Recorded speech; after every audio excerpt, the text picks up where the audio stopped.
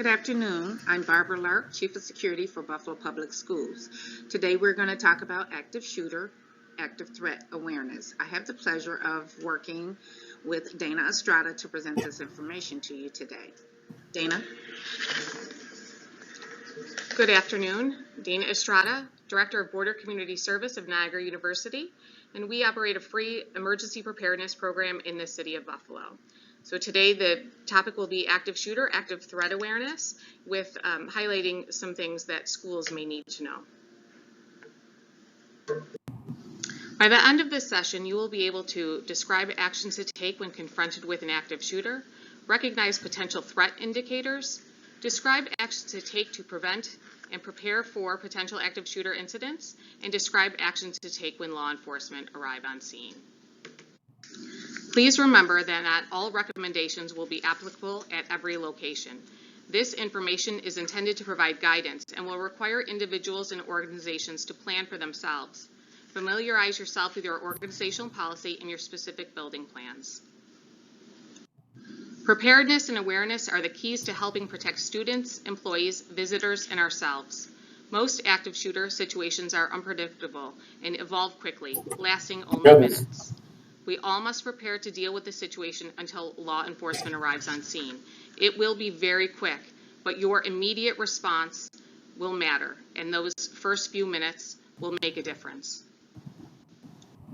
An active shooter is an individual actively engaged in killing or attempting to kill people in a confined space or other populated area. There is often no pattern to the selection of victims, meaning individuals may not be targeted, but groups may be. Active shooters usually will continue to move throughout a building or area until stopped by law enforcement, suicide, or other intervention. Other intervention could be a person or a group of people coming together to subdue the shooter or threat.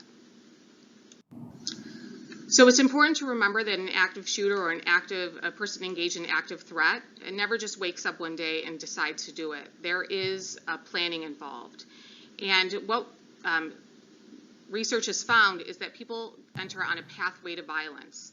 And as a community member, as a friend or colleague or a family member, you may see points on this pathway to violence that would indicate somebody is going to do something. A teacher-student may notice something more readily than somebody at a store with a student. But it's important to notice all of those little things in someone heading down this pathway to violence. So what are the steps to the pathway to violence? Well, the first is usually grievance, a feeling of resentment over something believed to be wrong or unfair. It does not have to be, in anyone else's view, a true grievance or something that is unfair or unjust, but to that person it feels like it is something wrong or unfair. Ideation, it begins with an idea to do harm. So someone starts to have those feelings that they, want to do something. That's usually where it ends. But somebody on the pathway to violence will continue to fixate on that idea of doing harm. And then the planning and research portion. Consideration of how they will carry out the violent intent. They will look for a location, a time, targets, and that will go through a process of, they'll think, okay, this is the place, and then they'll back off and think, well, this is a better place. So this is where they start to do that. They will also start to research weapons or groups of people, and that happens in the planning and research phase. Preparation, the will to develop or acquire the means and methods to engage in harm, and that's when they start to acquire their weapons, their skill. So somebody may start going and target shooting, surveillance. They will often visit the location. Most are familiar with the location where they where they plan to do their attack. But for surveillance, they will still surveil. So they will watch the building, they will watch the doors, they will make sure, notice which doors are open at what times of day. They will sometimes come into a space to see their exits out. All of that that preparation happens at that stage. And then implementation, move to carry out the violent plan. That is the day that it actually takes place. So possible warning signs that are observable would be observable grievances with threats and plans of retribution. Those people will say offhanded remarks. Don't come back here tomorrow because something may happen, or someday I'm going to get this place. Sudden and dramatic changes in personality. Somebody who is really boisterous and happy all the time suddenly becomes withdrawn. Increasingly erratic, unsafe, or aggressive. Again, the same. Someone who was really not an aggressive person now starts taking aggressive language or aggressive action. Hostile feelings of injustice or perceived wrongdoing, that grievance. Marginalization or distancing from friends, colleagues, or family.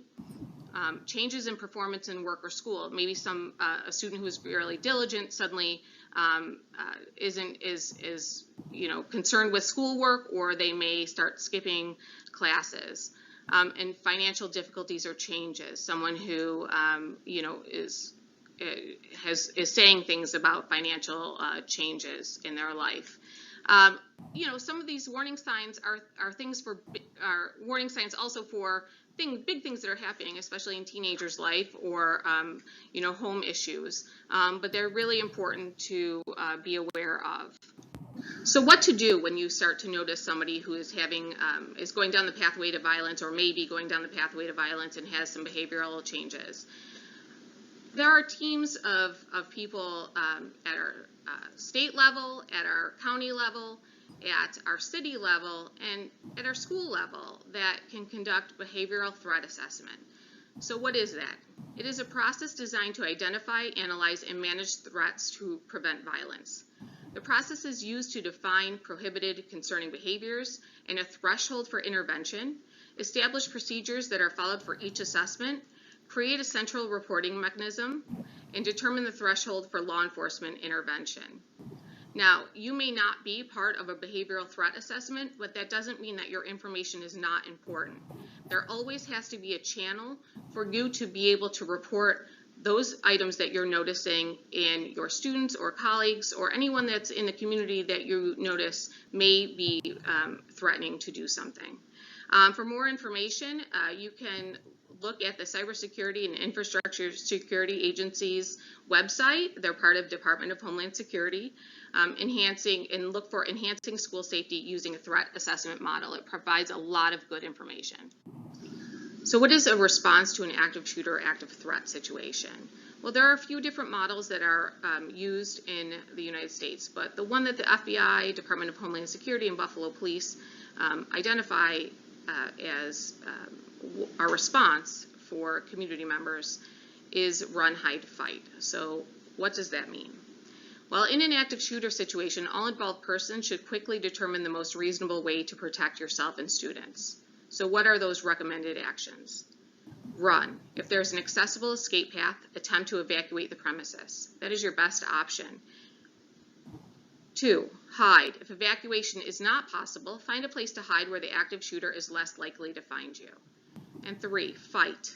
As a last resort, and if your life is in imminent danger, attempt to disrupt and or incapacitate the active shooter. We're going to now show you a video. It's a 5.5-minute video that puts all of these recommendations into action.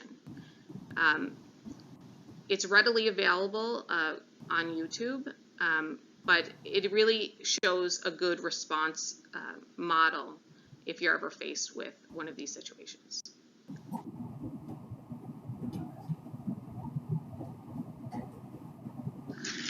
Run. If you are outside of a classroom or it is safe to do so, and you notice there's an accessible escape path, attempt to evacuate the premises. Take into consideration those with mobility issues.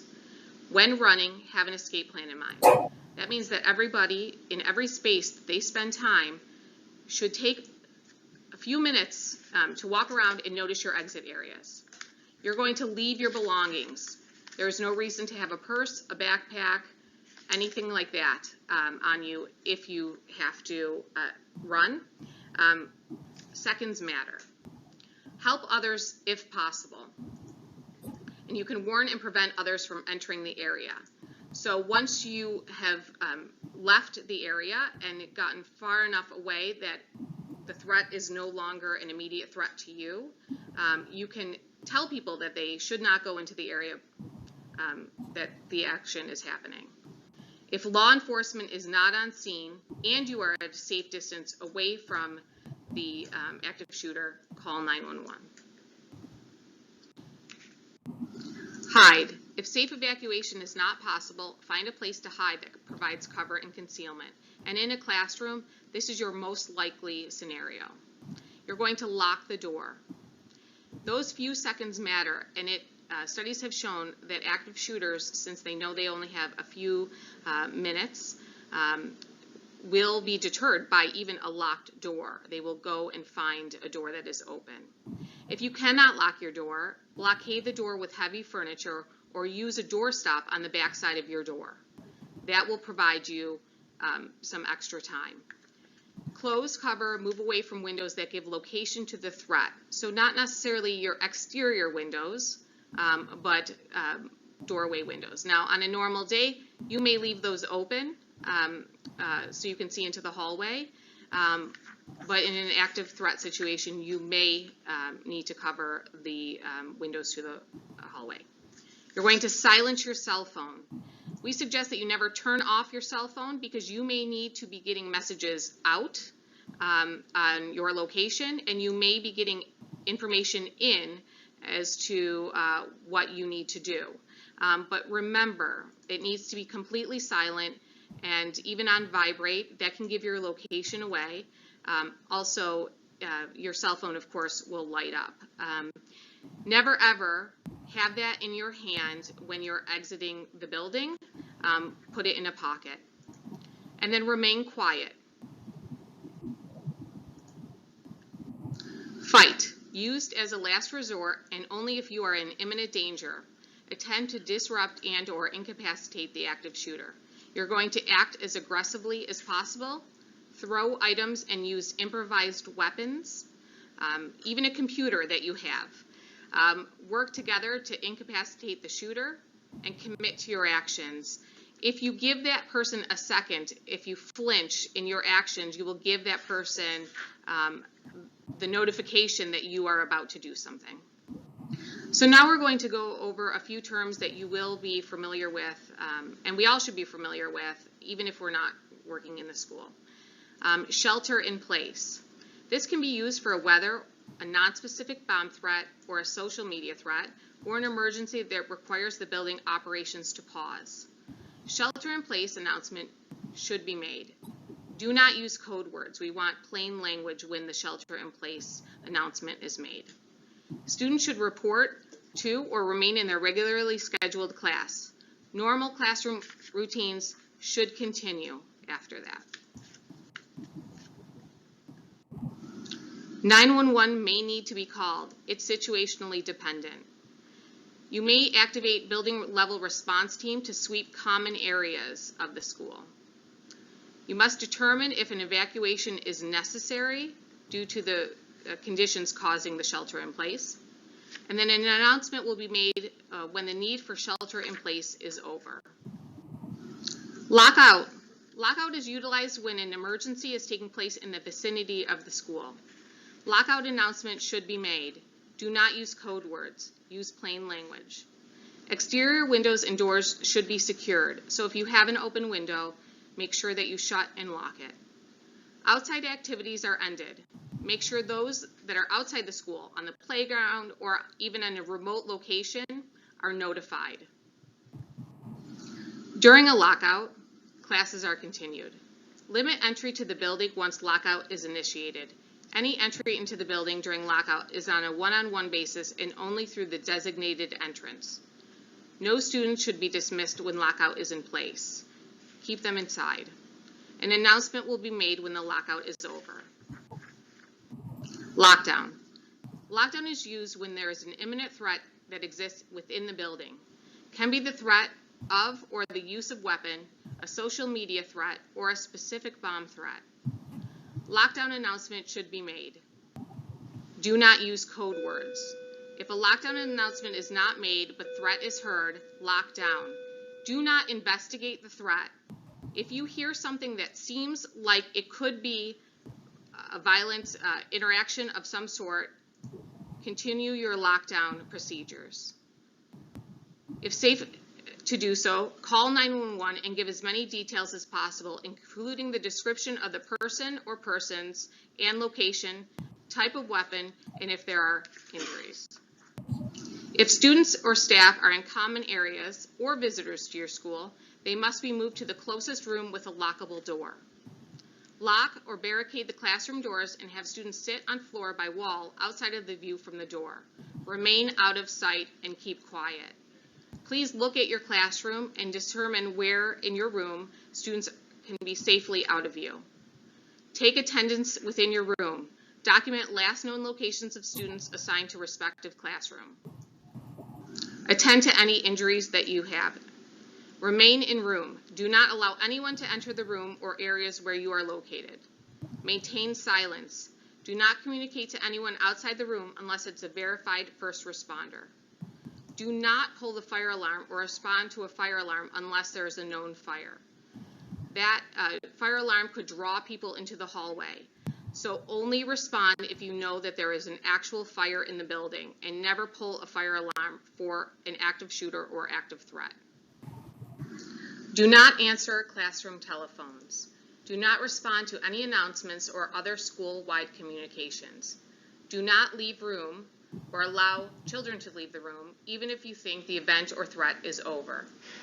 All doors will be opened by the Buffalo Police Department and or school administration. Please don't allow anyone out until they release you. Thank you, Dana. I'd like to just emphasize a little bit about the lockdown and in the situation that there's a lockdown. When teachers go into your classrooms, you need to immediately start assessing your environment in your classroom to see what materials you can use to block the door in the event you need to. Desks and bins, totes are really good to put up against the door. Dana mentioned using a doorstop if you have one to not allow entrance into the classroom by the person posing the threat to you. Now, as we know, teachers change classrooms. So anytime you leave your homeroom, you need to do the exact same thing when you enter that next classroom. You need to assess that room and see what the layout of that room is, where you could move yourself and your students if you needed to have a hiding space in that room, and what materials you could use to block the doors. When you're in the auditorium, when you're in a classroom, when you're in the gym, even in a restroom, you need to always be mindful of what safety precautions you can take in the event of an active shooter or an active threat. If students are outside of the classroom and you are not able to get to them, this is something that we're going to need principals, the administrators, and the teachers to constantly remind students. If a threat happens and you're separated from your class, if you're in the restroom, to stand on top of toilet seats so that if an active shooter were to look in the restroom, you would not be able to see your feet and know that you're in a particular stall and come in and do harm to the student. So just simple things like that could mean a matter of life and death. So we just have to get in the mindset of thinking, unfortunately, this is the time in the era that we're living in, and we're always on high alert, but we have to be mindful of any safety precautions that we can take wherever we are within the school building. You should immediately assess the situation when you walk into any room. And this is a good practice to start implementing in your day-to-day lives no matter where you go, but we're talking about schools in particular and how you can keep yourself and your students safe. Thank you. Forethought and training are important to enable you to react appropriately if confronted with an active shooter or active threat situation. As these situations evolve quickly, you will need to decide rapidly what the safest course of action based on the scenario that is unfolding. When law enforcement arrives on scene, immediate purpose is to stop the active shooter. So they will go to the area where the shots were last heard or the suspect was last seen. Remember to try to remain calm and to calm the students in your classroom the best that you can.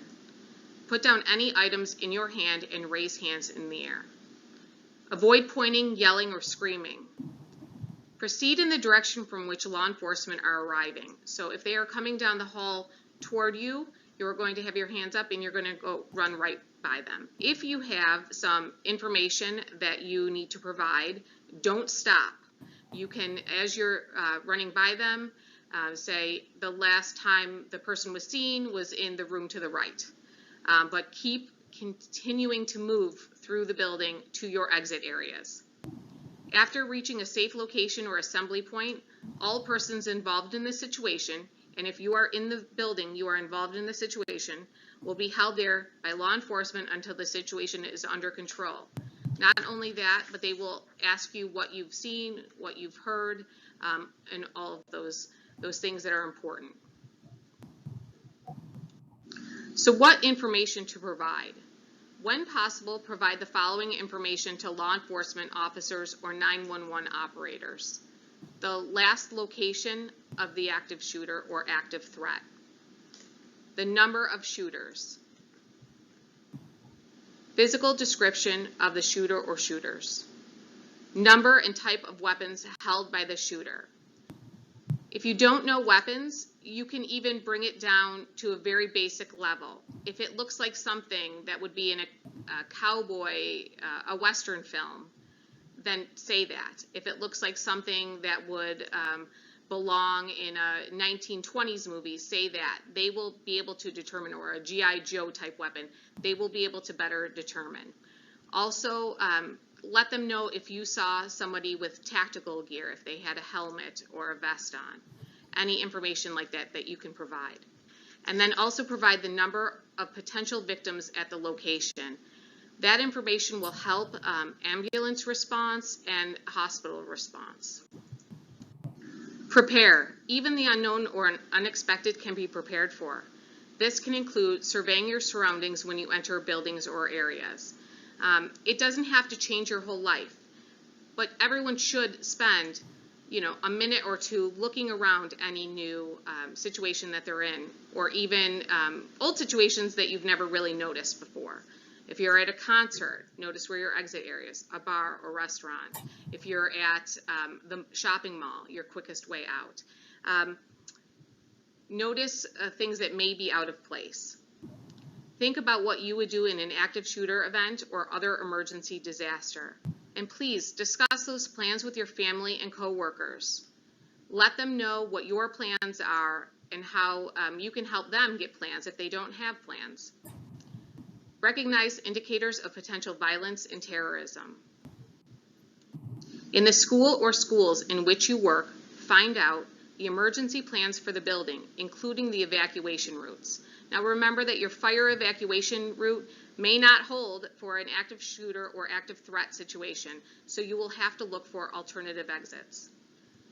And also the method for reporting different types of emergencies, whether through announcements, alarms, text alerts, etc. How will someone let you know if you're arriving to a new building or location that something is happening there? Find out what action is needed for individuals with functional needs and disabilities, guests and visitors, including substitute teachers, and bilingual language needs. When you notice things that may be out of place, you must report them. You spend more time in that building than most people, so you will notice when things are out of place. If someone leaves a backpack in a place that is unusual for a backpack to be left, if someone has propped open a door to the exterior of the school, make sure that you close that door and report that it was open. Never, ever, ever go to your car. You're just running out to your car for a minute because you have to grab something. Never prop open a door and then come back in that way. Make sure that you're always going through the designated entrance areas. And as a reminder, if you see something, say something. Know the routines. Be alert and learn about your neighborhood and workplace. Understanding the routines of places you spend time will help you to identify things that are out of place.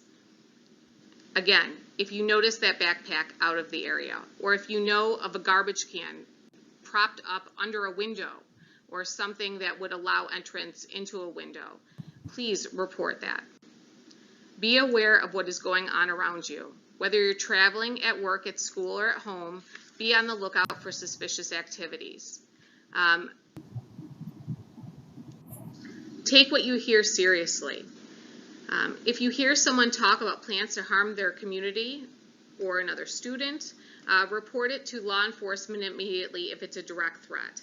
A direct threat indicates that it's a specific act, a designated time, a designated place. There are other types of threats too. An indirect threat could be vague, unclear.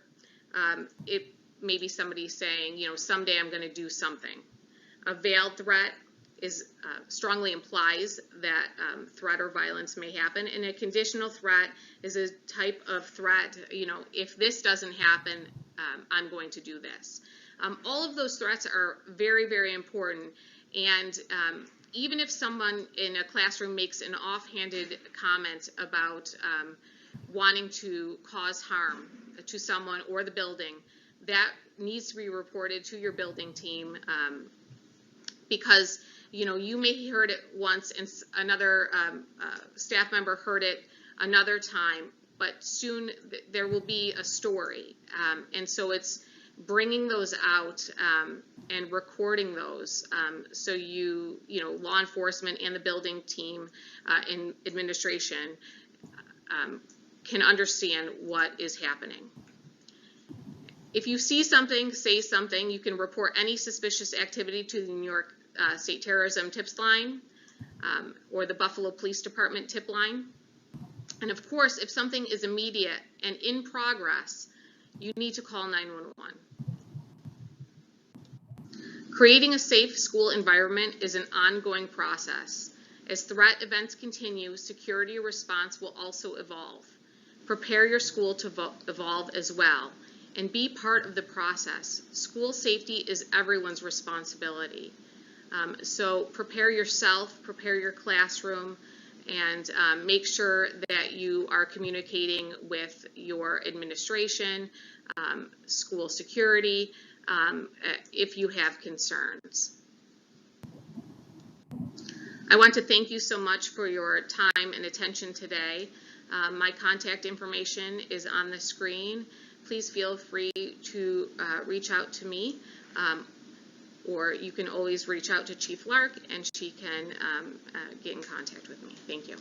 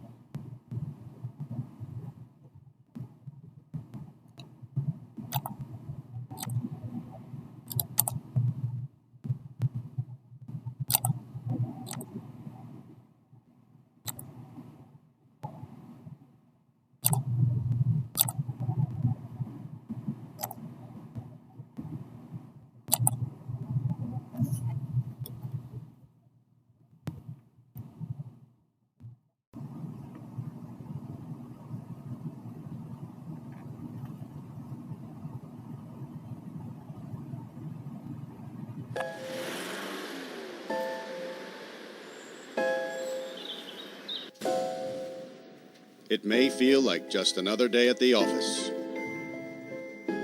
but occasionally, life feels more like an action movie than reality.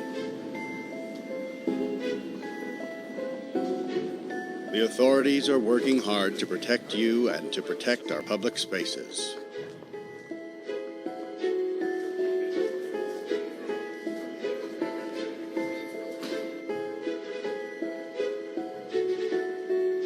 But sometimes bad people do bad things. Their motivations are different. The warning signs may vary, but the devastating effects are the same. And unfortunately, you need to be prepared for the worst.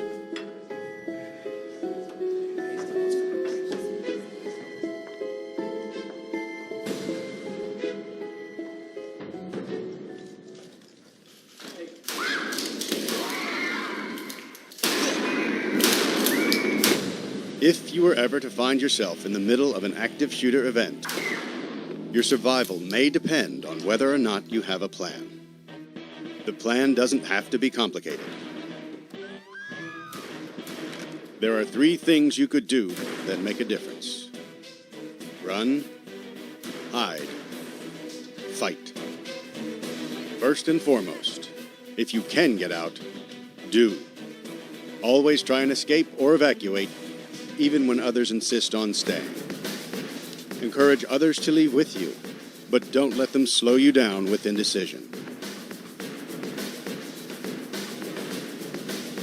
Remember what's important, you, not your stuff. Leave your belongings behind and try to find a way to get out safely. Trying to get yourself out of harm's way needs to be your #1 priority. Once you are out of the line of fire, try to prevent others from walking into the danger zone and call 911.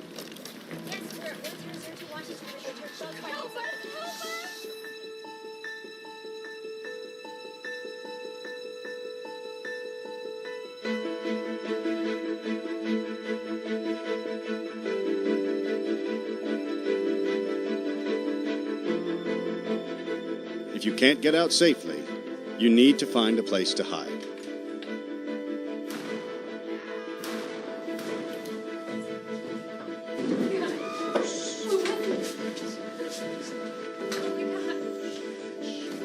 Act quickly and quietly. Try to secure your hiding place the best you can. Turn out lights, and if possible, remember to lock doors. Silence your ringer and vibration mode on your cell phone. And if you can't find a safe room or closet, try to conceal yourself behind large objects that may protect you. Do your best to remain quiet and calm.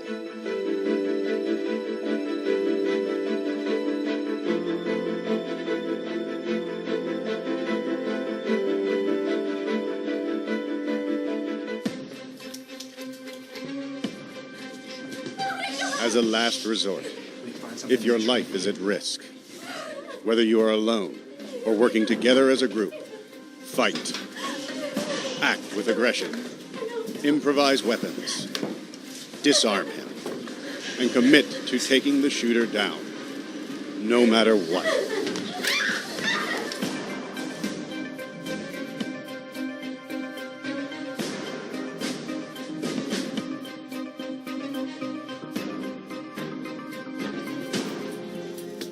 Try to be aware of your environment. Always have an exit plan. Know that in an incident like this, victims are generally chosen randomly. The event is unpredictable and may evolve quickly. The first responders on the scene are not there to evacuate or tend to the injured. They are well trained and are there to stop the shooter.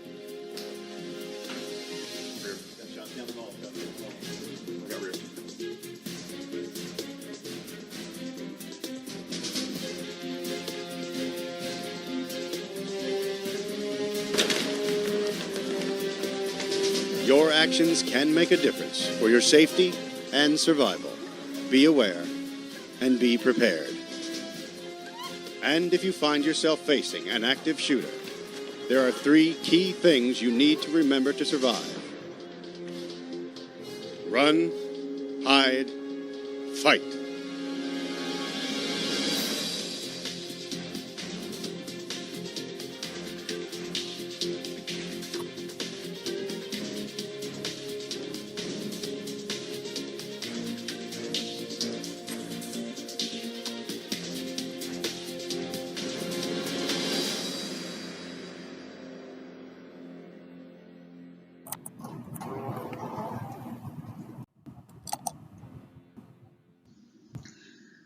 All right, I'm Chief Lark. I'm going to continue on with the training for active shooter, active threat awareness. I wanted to begin this portion of the training with child-related gun violence and school shooting facts. Each day, 12 children die from gun violence in America.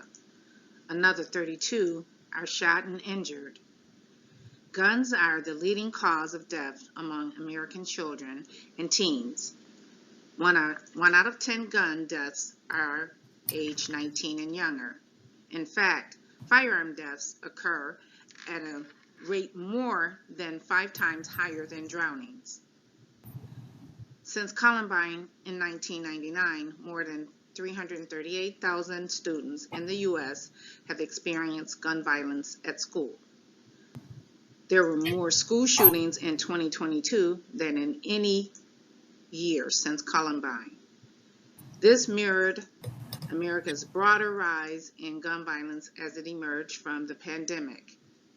However, U.S. Department of Homeland Security research shows that if we know the signs of gun violence, we are able to prevent them and reverse the trend. In 2022, 34 students and adults died, while more than 43,000 children were exposed to gunfire at school. Facts about how to stop school shootings and other violence. An estimated 4.6 million American children live in a home where at least one gun is kept, loaded, and unlocked. These improperly stored weapons have contributed to school shootings, suicides, and the deaths of family members, including infants and toddlers. I'd like to share a personal story with you about a family member who had access to an unlocked and unsecure weapon and shot and killed himself. My 12-year-old nephew, 2 years ago, was a victim of a suicide because a family member did not store and safely secure their weapon. And we only learn about tragedies, and I'm sharing this with you to maybe help prevent other tragedies from happening. And I'm sure many of you have experienced or could share some stories about similar incidents in your families. But we'll move on. Nearly half of all parents with a weapon in the home wrongly believe their children don't know where a gun is stored. Safe storage of firearms prevent tragedies. In 4 out of 5 school shootings, at least one other person had knowledge of the attacker's plan but failed to report it. In a comprehensive school shooting study, the Secret Service and Department of Education found that 93% of school shooters planned the attack in advance. When people see the signs and get help, we can end school shootings. Almost all mass school shooters share threatening or concerning messages or images. More than 75% raised concern from others prior to the attacks. Bystanders saw warning signs in most documented active shooter cases. Truly, you can prevent school shootings when you know the signs. Facts about how gun violence impacts America's most vulnerable. Desperately and disproportionately impacted children and adults face higher risk of being victimized by gun violence. Despite economic factors, gender, racial, mental health conditions, or sexual orientation, everyone has the right to be safe in their classroom and communities. Children living in poverty, urban or rural, are more likely to die due to gun violence than their more affluent peers. About 1 out of 5 gay and lesbian youth have been threatened or injured with a weapon on school property. Black youth are 4 times more likely to be killed with guns than their white peers.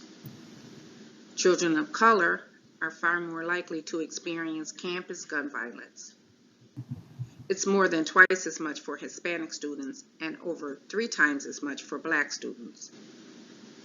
The majority of individuals with diagnosed mental illness do not engage in violence against others. Lastly, it must be remembered that 90% of teenagers killed in an act of violence were girls. In the next section of training, we're going to talk about the Buffalo Public Schools Safety and Security Reunification process. All schools currently have a reunification process in place, but as I understand it, it's utilized for gas leaks, maybe a flooding in the school, or a smaller scale event. This reunification process that we're going to talk about is for an active shooter event or a major critical incident within the school, and it also involves police and fire, emergency medical personnel, with the Buffalo Public Schools working in conjunction with those partners.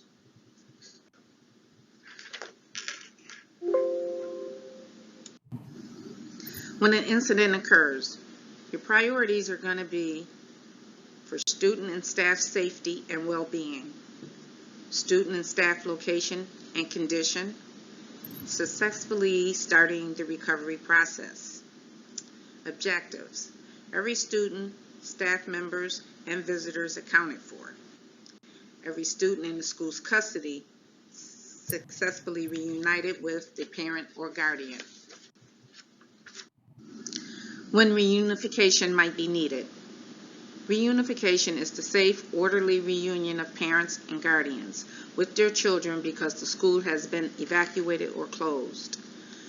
Reunification may be appropriate when the school has been closed or evacuated due to a major fire, gas leak, hazardous material spill, flash flooding, active threat, or other act of violence, bomb threat, etc.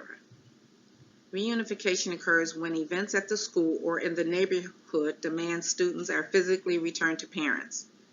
In the event of criminal activity, injury or death, additional time may be needed for law enforcement interviews or crisis counseling. The reunification site.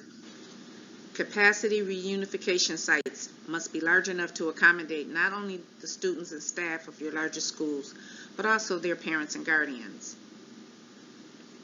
At some of the reunification type incidents that we've had in the past, parents may not have been allowed into the school buildings, may have kept them separate.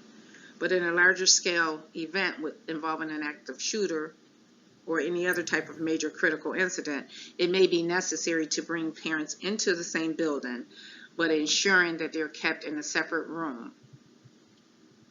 The site must also have sufficient parking to allow for the many cars that parents will have, as well as the other emergency staff that'll be in the same building.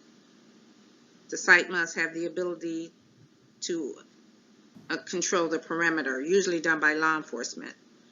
It may require a memorandum of understanding with the site owners for the use of the property. It should specify the scope of use, the duration, cleanup, property loss mitigation, etc. The site should also have multiple buildings and rooms.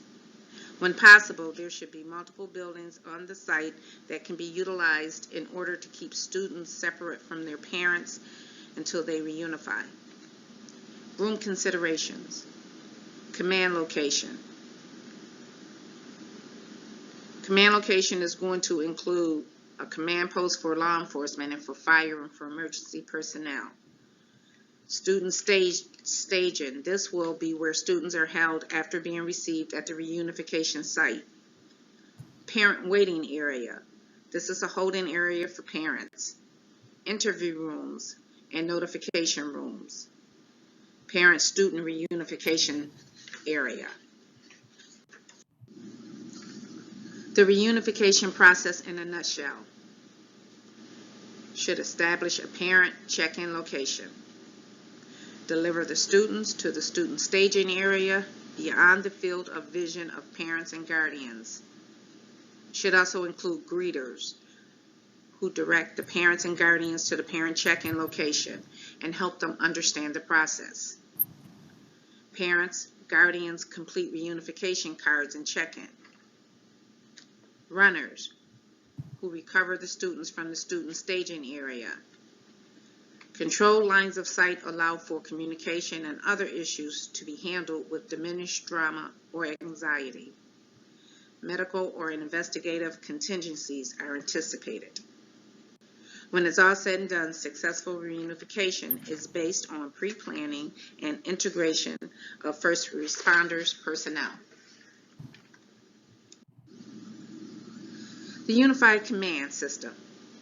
As an incident evolves, first responders typically establish their own incident command. So, for example, law enforcement, fire, they have an incident command system already in place. You'll have one person that's in charge, and it will be a host of other individuals that they will delegate responsibilities to in order to make sure that the event is maintained and contained and everyone is carrying out their tasks. While the responding department or agency will assume primary incident command, districts and schools remain responsible for reunifying their students with the parents and guardians. Unified command should include all stakeholders in the incident. In the event of a critical incident on a school campus, unified command will include police, fire, medical, school administration, emergency management, etc. Reunification team mobilization. The reunification team will be mobilized once the site has been identified. The reunification kit containing all required signage, forms, tablets, supplies, etc. will be delivered to the reunification site. Now, Buffalo Public Schools have already designated certain individuals to take this equipment with them upon leaving the school. So that will be going to the site with the personnel from the schools.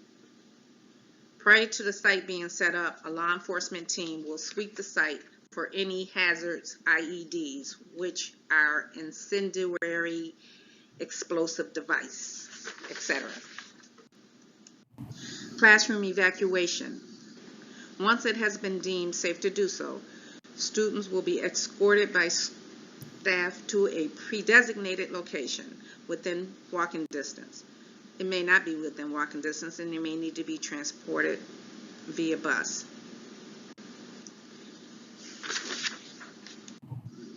Student and staff transportation. The transportation department is responsible for arranging transportation to get the students and any staff to the designated reunification site. Reunification stations. Team staging is the check-in process for all district personnel in order to deploy resources where needed most. Parent parking.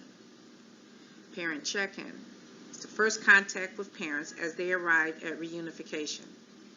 Greeters will meet with parents and staff who will check them in by completing a form or electronic sign-in.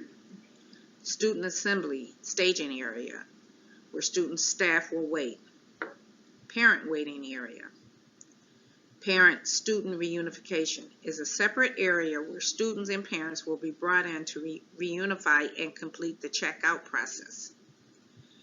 Victim assistance group.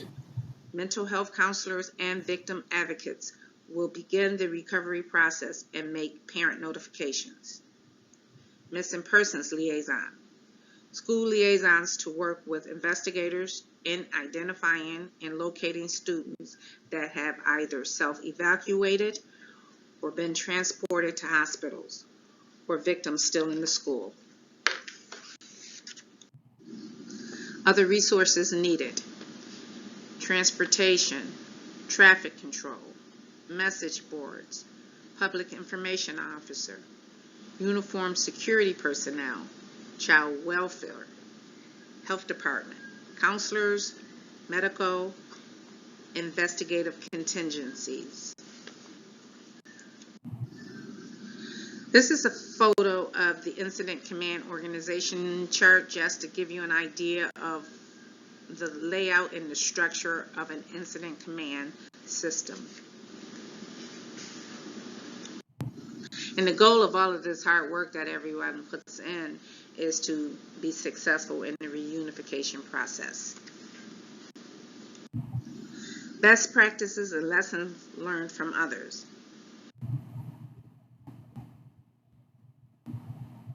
Parent and guardian notification is a priority. Proper outer perimeter is impacted school. 5-mile radius is recommended. Law enforcement takes care of this. Constant communication with all stakeholders. The public information officer should be engaged and should be putting out regularly scheduled updates as often as possible. Change of role of the principal as the school's incident commander. Utilize sites other than another school. Primary, secondary, and third assignments for each role. In the event someone's not there on the day of an event, active shooter event, you have a second person and a third person as a backup. You have a district team, and you exercise drills and training and debrief after the drills and trainings to improve any flaws that you recognize. Parent letter that sets expectations and account for special needs students. Have time of day contingencies. Controlled area and security sweeps done by law enforcement. Have reunification kits available. Unified command system will be utilized.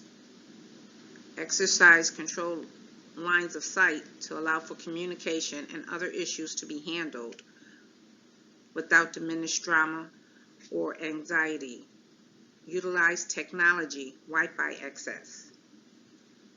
Effective procedures, school critical incidents response checklists followed, and plan for custodial issues. Make sure that any parent picking up a child has proper ID, and that if necessary, whenever possible, you can confirm any custodial issues so as not to release children to parents who are in guardians that they are not supposed to be released to. And plan for Murphy. Things will go wrong, just know it and just do the best that you can to prepare for it.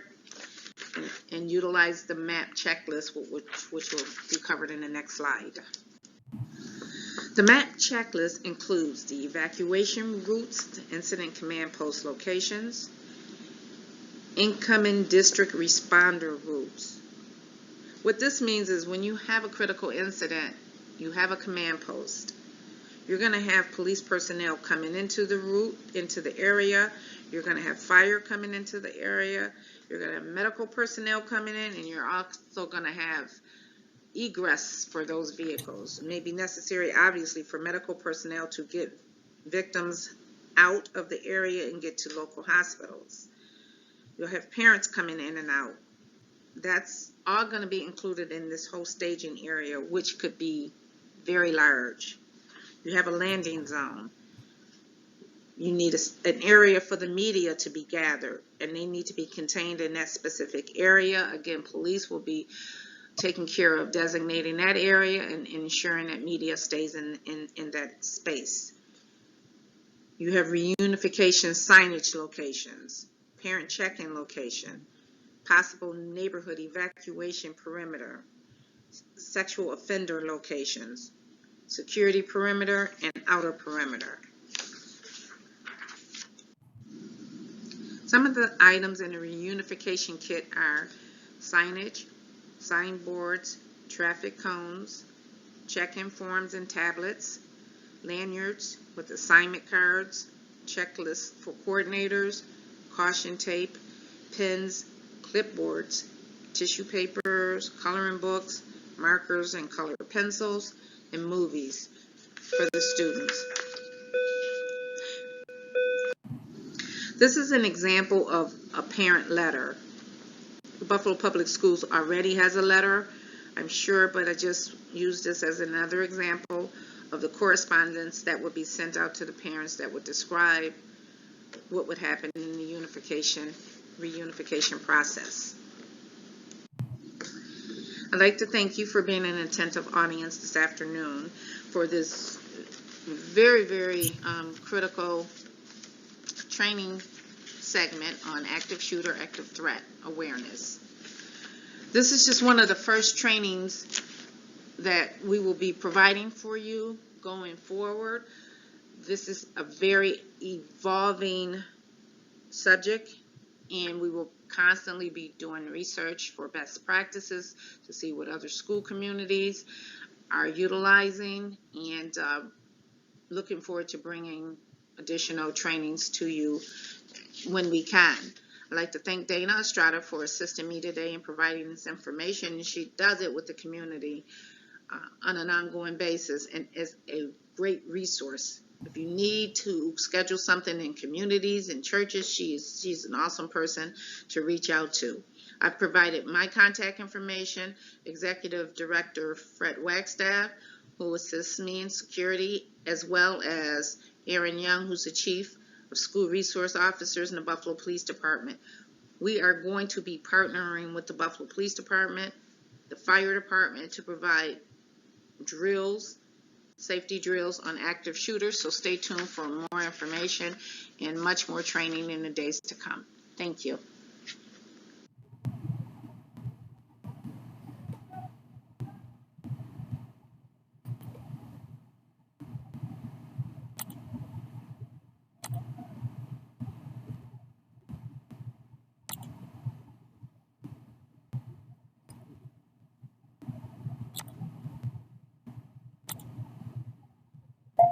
Please excuse this announcement. In about 2 minutes, we will be pulling that 50-50 winner, so please find your tickets now, and we'll let you know in 2 minutes.